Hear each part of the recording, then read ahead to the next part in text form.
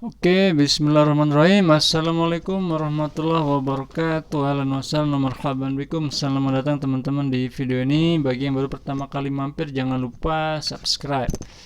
Di video ini saya akan menjelaskan tentang perkembangan Islam di wilayah Asia. Dan insya Allah nanti selanjutnya dilanjutkan dengan perkembangan Islam di wilayah Afrika, terutama di beberapa negara ya, yaitu Taiwan, Hong Kong, Jepang, Korea ya. Saya agak lupa ya, nanti kita lihat lagi. Selamat menonton. Oke teman-teman sekalian, jadi ini dia peta konsepnya di pelajaran di bab ini ya. Bab ini kita akan belajar perkembangan Islam di wilayah Asia dan juga Afrika. Dan nanti dibagi dua, pertama perkembangan di wilayah Asia dulu. Nanti yang akan dibahas adalah Taiwan, Jepang, Cina, dan Korea. Ya, jadi nggak ada Hong Kong ya. Tadi saya salah. Jadi di sini yang dibahas Taiwan, Jepang, Cina, dan Korea. Dan nanti kita akan selanjutnya membahas tentang negara-negara Afrika. Ada banyak di sini. Ada Mesir, Aljazair, Sudan, Mauritania, Somalia, Chad, dan Afrika Selatan. Oke, langsung saja kali ini saya akan bahas dulu tentang Taiwan, Jepang, Cina, dan Korea. Ini wilayah Asia Timur ya. Asia ya bisa dikatakan sih, kalau saya katakan Asia Utara ya. Kalau kita kan Asia Selatan, nggak Selatan juga sih, Asia Tenggara ya. Nah ini dia gambar di tulisannya sih Cina ya, ini masjid mungkin di sana ya, ada kubahnya. Selanjutnya kalau ini di Mesir, Universitas Al-Azhar ya. Nah, ini tempat saya dulu ya, nyantai-nyantai ya di situ kan, baca buku ya. Oke, teman-teman, ini dia benua Afrika. Nah, jadi benua Afrika ini memang kalau kita lihat besar sekali, dan ini adalah satu-satunya benua yang mayoritas muslim. Jadi penduduk Afrika itu kalau di persentase lebih dari 50% penduduknya muslim, sedangkan di benua yang lain mayoritas non muslim masih ya, seperti benua Asia mayoritas non muslim, benua Amerika mayoritas non muslim, benua Australia mayoritas non muslim. Tapi di benua Afrika ini alhamdulillah ya, satu-satunya benua yang mayoritas muslim. Ini yang kita akan bahas di pertemuan selanjutnya. Ini dibahas sekilas ya. Ini kok yang dibahas Afrika duluan baru Asia ya? Padahal kan Asia dulu yang mau dibahas ini. Oke, saya lewatin dulu ya. Nah, ini pertama kita bahas perkembangan Islam di Taiwan. Taiwan terletak di kawasan Asia Timur, merupakan negara bekas jajahan Belanda pada abad ke-16 dan berbentuk republik. Taiwan resmi berdiri sebagai sebuah negara yang independen pada 1 Januari 1912 dengan menjadikan Taipei sebagai ibu kota negara. Luas wilayah negara ini 36.197 km dengan populasi penduduk sampai 23.577,271 jiwa. Ya, mungkin kurang lebih mirip jumlah penduduknya ya dengan Malaysia. Sejarah masuknya agama Islam ke Taiwan sangat panjang. Mulai abad ke-17 seiring dengan datangnya dinasti Ming dari Cina Selat Daratan pada abad ke-17, suku Hui yang mayoritas beragama Islam melakukan migrasi besar-besaran dari daratan Cina menyeberang menuju Taiwan. Dinasti Ming ini mengirimkan tentara yang kebanyakan beragama Islam untuk mengusir penjajah Portugis atas Taiwan. Mereka membuat masjid di daerah Taixi dan Danshui. Namun sekarang masjid tersebut sudah tidak ada. Sebagian besar orang muslim yang ada di Taiwan sekarang ini adalah pendatang yang tinggal sejak 1949. Meskipun selama 10 tahun sejak kedatangannya tak ada seorang pun yang mendirikan masjid. Ada 2 masjid yang besar. Nah, jadi memang tahun 1949 ini ada gelombang kedua ya, orang-orang pendatang yang beragama muslim.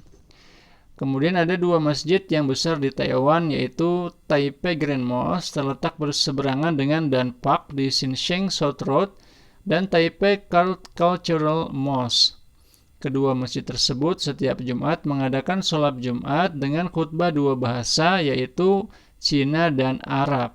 Ya, kayak di Indonesia ya, bahasanya Arab dan Indonesia kalau di sini. Populasi penduduk Taiwan sekitar 35% penduduk beragama Buddha, 33 beragama Tao, sementara 3,9% beragama Kristen. Jumlah Muslim di Taiwan kebanyakan berasal dari pendatang yang bukan asli Cina. Mengutip data dari situs nihaoindo.com mengatakan bahwa Taiwan secara resmi mendata ada sekitar 60.000 Muslim Taiwan yang terdiri dari pekerja dan pelajar berasal dari Indonesia, Myanmar, Malaysia, Turki, Pakistan, India, dan banyak negara dari Afrika dan negara Timur Tengah berjumlah sekitar 254.000 jiwa di tahun 2015. Ya, jadi yang Muslim asli Taiwan itu hanya 60.000, sedangkan yang pendatang 254.000 orang-orang bukan orang Taiwan ya. Maka sangat jarang ditemukan orang Taiwan yang berpenampilan seperti Muslim pada umumnya, merawat jenggot dan mengenakan jilbab. Jumlah penduduk asli Taiwan yang beragama Islam kurang lebih 0,2% dari keseluruhan jumlah warga yang beragama Islam di wilayah tersebut. Ya, jadi sangat sedikit sekali dibandingkan jumlah penduduknya yang 25 juta. Mungkin bisa dikatakan hanya 1% ya. Kalau 250.000 aja dibandingkan 25 juta ya sekitar 1% kurang lebih. Tapi kalau secara detailnya lagi angkanya 0,2% ya. Itu penduduk aslinya. Kalau yang ditambah pendatang ya lebih besar lagi. Oke teman-teman, berarti sangat minoritas ya Muslim di sana. Selanjutnya Jepang. Ya, ini negara yang pernah tinggal di Indonesia juga ya. Pernah menjajah Indonesia. Secara geografis, Jepang merupakan salah satu negara kepulauan di kawasan Asia Timur, bersebelahan dengan Taiwan, Cina, Korea, dan Rusia. Luas wilayah negara Jepang sekitar 377.973 km dengan jumlah penduduk mencapai 128 jiwa. Jepang adalah negara kesatuan berbentuk monarki parlementer dipimpin oleh kaisar dan perdana menteri. Ya, di Jepang ini kerajaan yang sudah sangat tua, masih awet ya. Dan jumlah penduduknya 100 jutaan ya, lumayan besar ya dibandingkan sama Taiwan sama Korea lebih besar ya. Cuma dia lebih kecil dari Cina. Sejarah masuknya agama Islam ke Jepang sekitar tahun 1877 dan hampir bersamaan dengan datangnya agama Kristen yang dibawa oleh imperialisme barat. Titik perkembangan Islam di Jepang adalah tahun 1890 saat sebuah kapal milik kerajaan Turki Utsmani singgah di Jepang dalam rangka menjalin hubungan diplomatik. Dari sinilah warga Jepang jadi lebih mengenal Islam serta kebudayaannya. Akan tetapi dalam perjalanan pulangnya, kapal bernama Entogrul ini karam. Adapun orang Jepang pertama yang memeluk Islam adalah Mitsutaro Takaoka tahun 1909. Lantas dia mengganti namanya menjadi Omar Yamaoka setelah melaksanakan ibadah haji. Namun penelitian lain menyebutkan bahwa orang Jepang bernama Torajiro Yamada kemungkinan merupakan pemeluk Islam pertama di sana dan pernah berkunjung ke Turki. Sedangkan menurut Prof. Tanada, Islam masuk ke Jepang sekitar awal tahun 1920-an ketika ratusan Muslim Turki bermigrasi dari Rusia setelah revolusi Rusia tahun 1917. Pada akhir 1930-an ada sekitar 1.000 Muslim dari berbagai asal-usul, kata Tanada. Gelombang berikutnya pada 1980-an ketika gelombang pekerja migran dari Iran, Pakistan, dan Bangladesh datang secara signifikan meningkatkan populasi Muslim. Semakin banyaknya warga muslim di Jepang kemudian memicu didirikannya sebuah bangunan masjid. Salah satu yang dianggap penting adalah Masjid Kobe. Kobe, iya, kayak nama ini ya, tepung terigu yang dibangun tahun 1935, dan Masjid Tokyo tahun 1938. Berkat komunikasi yang intens antar pemeluk Islam, beberapa penduduk Jepang pun beralih ke Islam saat itu. Islam mengalami perkembangan pesat selama berkecamuknya Perang Dunia Kedua. Kekaisaran dan militer Jepang banyak menjalin hubungan dengan sejumlah organisasi dan pusat kajian Islam serta negara Islam. Tahun 1953, organisasi muslim pertama, Japan Muslim Association, berdiri di bawah pimpinan Sadiq Imaizumi. Jumlah anggotanya masih sebanyak 65 orang dan bertambah 2 kali lipat 2 tahun kemudian. Sebagian besar penduduk Islam di Jepang saat ini adalah para pelajar dan imigran dari negara Asia Tenggara dan Timur Tengah. Hanya sedikit yang warga asli Jepang. Umumnya terkonsentrasi di kota-kota besar seperti Hiroshima, Kyoto, Nagoya, Osaka, dan Tokyo. Secara rutin, dakwah juga berjalan pada komunitas-komunitas muslim ini. Beberapa tahun lalu, Dr. Saleh Samarai yang pernah belajar di negeri Sakura itu tahun 1960 membentuk Japan Islamic Center dan menyusun metode dakwah efektif di Jepang. Sumbangsinya ini akhirnya mampu mendorong upaya pengembangan Islam serta mengenalkan Islam secara luas pada masyarakat Jepang yang kosmopolitan.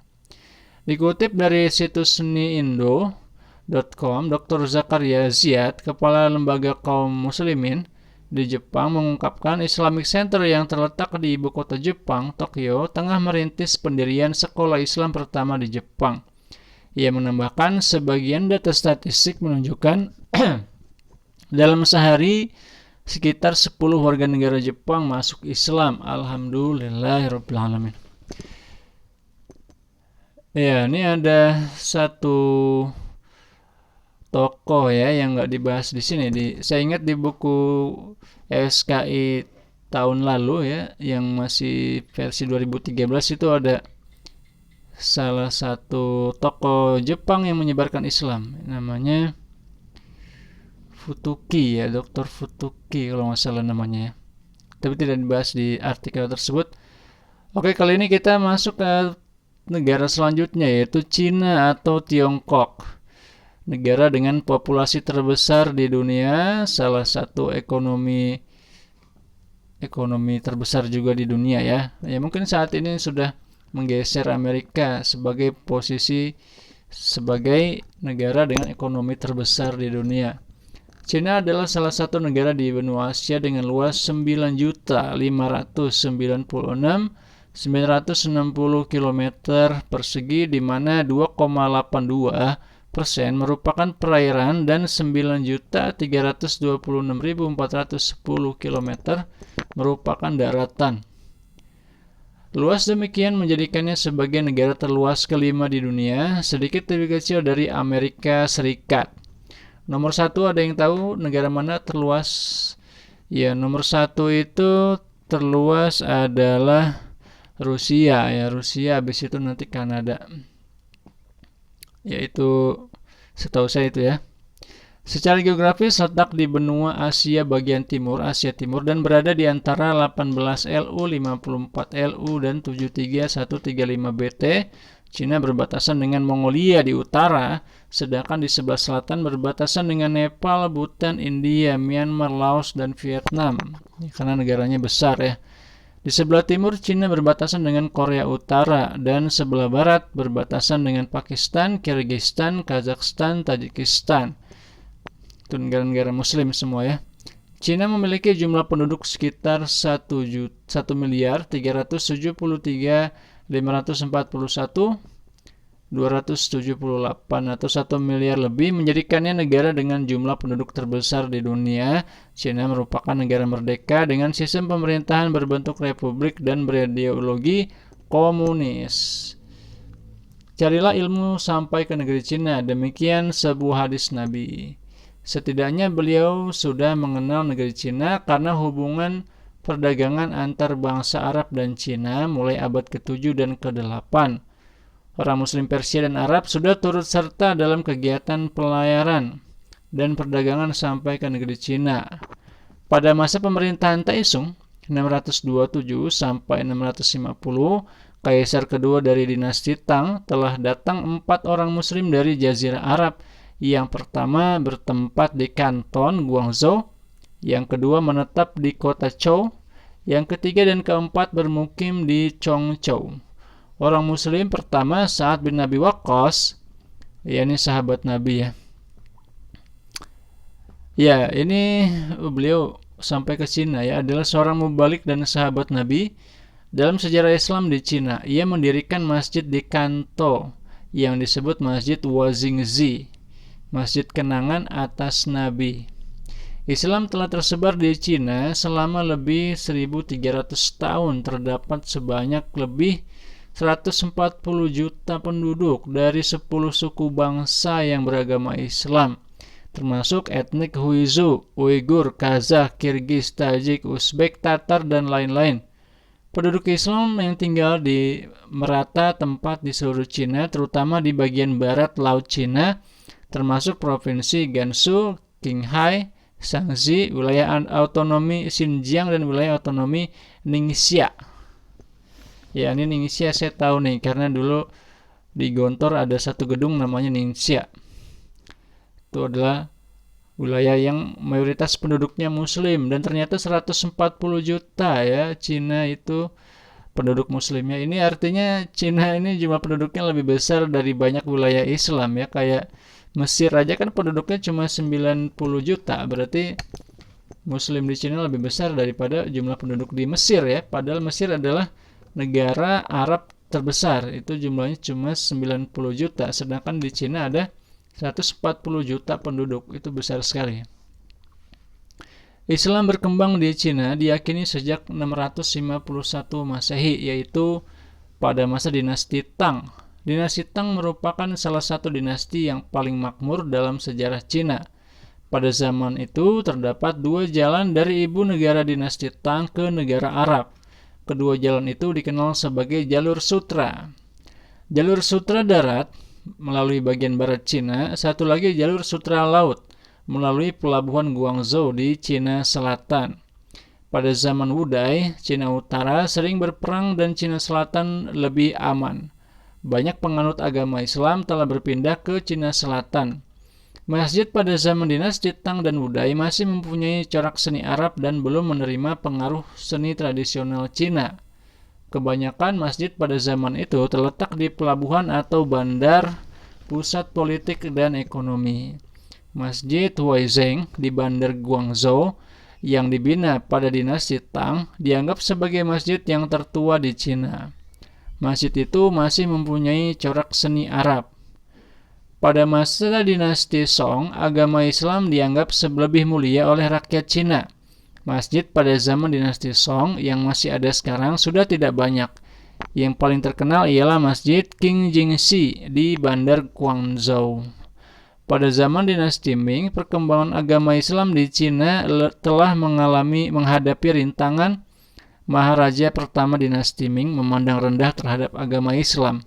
Baginda mengeluarkan perintah untuk melarang rakyat menyembelih lembu secara tersendiri dan beberapa dasar yang mendiskriminasi umat Islam, termasuk umat Islam tidak boleh menjadi pegawai kerajaan dan lain-lainnya. Pada zaman dinasti Qing, Islam mempunyai kedudukan yang penting dalam sejarah perkembangan agama Islam di Cina. Boleh dikatakan zaman dinasti Yuan, jumlah penduduk Islam telah meningkat secara besar-besaran.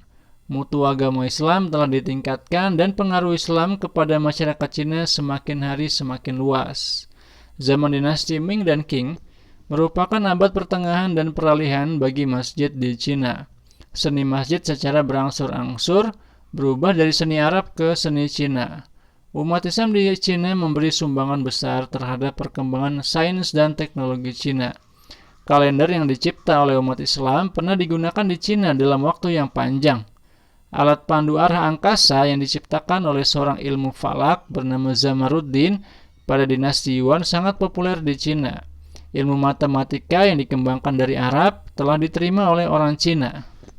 Ya sebenarnya bukan orang Arab aja ya, tetapi orang Muslim, karena orang Arab yang mengembangkan sains seperti kedokteran ya, kemudian matematika itu bukan orang Arab sebenarnya, tapi orang Persia dan orang-orang Asia Tengah ya. Kayak Ibnu Sina itu beliau sebenarnya besar dan juga mengembangkan keilmuan di wilayah Uzbekistan, sedangkan Khwarizmi ya, penemu aljabar logaritma, itu beliau orang Persia. Jadi memang saat itu umat Islam sudah berkembang ke berbagai wilayah ya, sampai ke Asia Tengah kemudian Persia. Dan ya memang di beberapa referensi ya, termasuk Ibnu Khaldun sendiri mengatakan orang Arab sendiri itu tidak terlalu dominan dan memberikan kontribusi dalam pengembangan ilmu pengetahuan sains terutama ya. Karena di saat itu yang lebih berkembang ya sainsnya itu adalah komunitas orang-orang Persia dan juga orang-orang Asia Tengah. Begitu. Sedangkan orang Arab mereka lebih fokus kepada ya politik dan ilmu agama ya. Jadi menurut saya ini kurang pas kalau kita katakan oleh dari Arab, tapi dari umat Islam. Ilmu perobatan juga sebagian daripada ilmu perobatan Cina. Umat Islam juga terkenal dengan pembuatan meriam di Cina. Dinasti Yuan menggunakan sejenis meriam yang dikenali sebagai meriam etnik Huizu yang diciptakan oleh orang Islam Cina. Meriam itu tidak menggunakan bahan letupan tetapi menggunakan batu sebagai peluru, dan meriam itu sangat populer di Cina pada zaman itu. Selain itu, orang Islam juga terkenal dengan teknik pembinaan dan menenun ya. Pembuatan kain berarti ya. Sejak PRC didirikan pada tahun 1949, agama Islam telah berkembang pesat. Ini PRC kayaknya Republik Cina ya. Kerajaan Cina mengamalkan dasar bebas agama, tidak menggalakkan rakyat beragama, tetapi semua agama yang sah dilindungi. Kerajaan juga menyediakan biaya untuk memperbaiki masjid dan memberi dasar keutamaan kepada umat Islam. Kerajaan juga memberi bantuan kepada masjid dan persatuan Islam untuk memperbaiki bangunan dan biaya harian. Misalnya Masjid Niuji, yaitu masjid yang tertua dan terkenal di Beijing, merayakan ulang tahun ke-1000. Kerajaan memberi dana sebanyak beberapa juta yuan RMB untuk memperbaiki masjid itu. Luar biasa ya. Pada masa dulu umat Islam Cina tidak mampu menunaikan haji, tetapi sekarang banyak orang Cina beragama Islam menunaikan haji dengan biaya sendiri, dan kerajaan juga menyediakan kemudahan dalam berbagai bidang.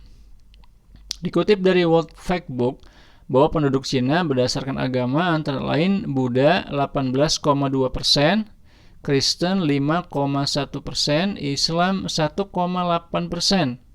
Kepercayaan 21,9%, Hindu 0,1%, Yahudi 0,1%, agama lain 0,7%, termasuk Taoisme.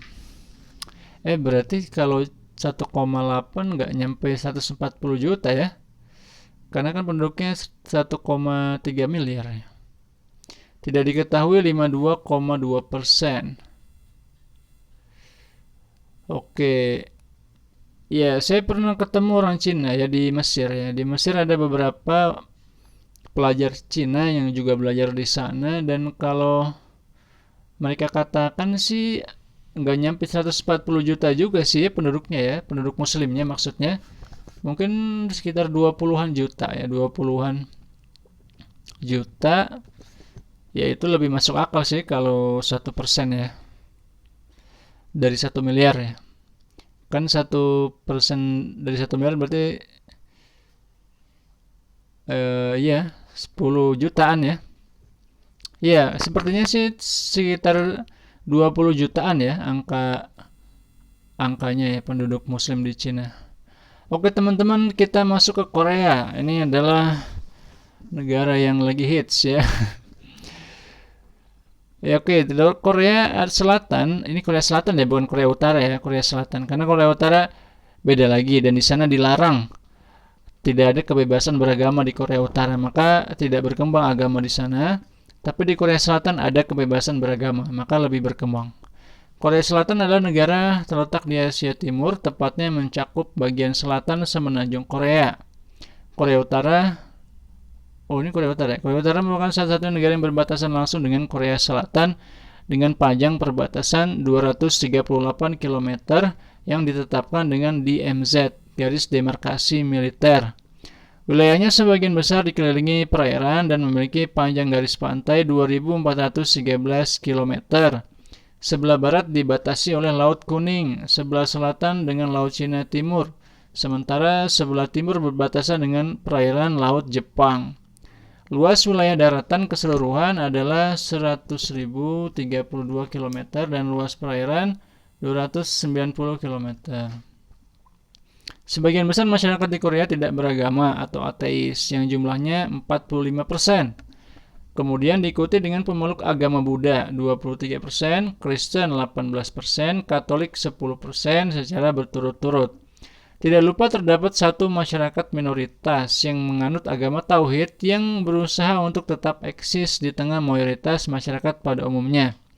Ya, kelompok minoritas tersebut adalah umat Islam.